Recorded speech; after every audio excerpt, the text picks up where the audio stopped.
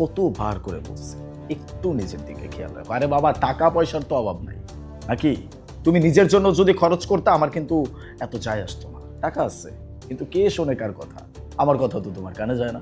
একটু বললাম যে ভালো মন্দ খাও, যেন একটু শরীরটা ফিট হয়, অন্তত দেখতে মনে হয় যে একটা মানুষ দ্বারা আছে যাকে দেখতে ভালো লাগতেছে, স্ট্রাকচারটা সুন্দর হইতো। একটু মোটা হইলে দেখতে ভালো লাগে। আলিফ, এভাবে চাইলে না একটা মানুষ মোটা হতে পারে না, হ্যাঁ? আর আমি তো আমার নিজের অনেক খেয়াল রাখছি, হ্যাঁ? আর মোটা হওয়া চিকন হওয়া এটা তো জেনেটিক্যালি ব্যাপার, তাই না? আর আমি তো চেষ্টা করছি। এখন আমি যদি মোটা না হয়, এখানে আমার সমস্যা কোথায়? সায়েন্স শিখাইতে আসছো আমাকে, না? জেনেটিক্সের ব্যাপার, ওকে ফাইন, এগুলো না হয় জেনেটিক্সের ব্যাপার, কিন্তু এই যে নিজের এই চেহারাটা অন্তত একটু মেকআপ দিয়ে কাভার তো করতে পারো নাকি? একটু তো সুন্দর লাগে নাকি? সেইখানেও জেনেটিক্সের প্রবলেম আছে। আমি মেকআপ করে করবোটা কি, হ্যাঁ? আমি কি কোথাও যাই? সারাদিন তো বাসায় থাকি, বাসায় তো কাজ করতে হয়। আর শোনো, বেশি মেকআপ করলে না স্কিনের অনেক প্রবলেম হয়, হ্যাঁ? বাপরে বাপ, ভূতের মুখে রাম নাম।